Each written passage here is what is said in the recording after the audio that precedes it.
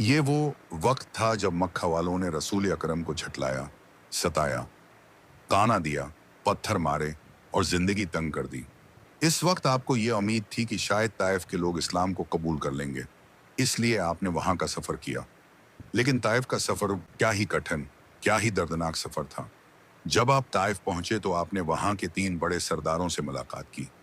बड़े अदब और नरमी से इस्लाम की दावत दी, मगर बदले में मजाक, गुस्ताखी और बेरहमी मिली। उन्होंने न सिर्फ इनकार किया, बल्कि शहर के आवारा लोगों और बच्चों को आपके पीछे लगा दिया।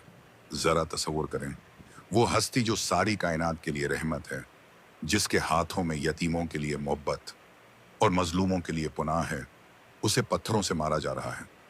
आपके जिस्म मुबारक से खून बहने लगा, यहाँ तक कि नालिन खून से भर गए।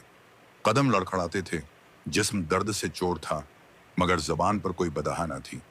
दिल टूट चुका था, मगर लब पर शुकवा नहीं था। सिर्फ आंखें थीं, जिनमें आंसू थे और दिल में रब से बातें। आप एक बाग में जाकर बैठ गए, जहां एक अंगूर का दरख्त था। वहीं बैठकर आसमान की तरफ देखा और दुआ की, एक ऐसी दुआ जो क़यामत तक के गमज़दा दिलों के लिए तसली बन गई। ऐ मेरे रब, मैं तुझसे अपनी कमजोरी, बेबसी और लोगों की तहकीर की शिकायत करता हूँ। तू सबसे रहम करने वाला है।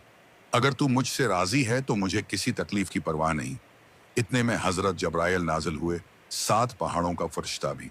उसने अर्ज किया, या रसूल अल्लाह, अगर आप हुक्म दें तो उन दोनों पहाड़ों को मिलाकर उन ताइफ वालों को कुचल दूं। सोची कैसा मौका था, इंतकाम का वक्त था। दिल चाहता तो अब तो इसे लम्हे में सब मिट्टी हो जाते, मगर नबी ने वो अल्फाज कहे जो रहती दुनिया तक दिलों को नरम करने के लिए काफी हैं।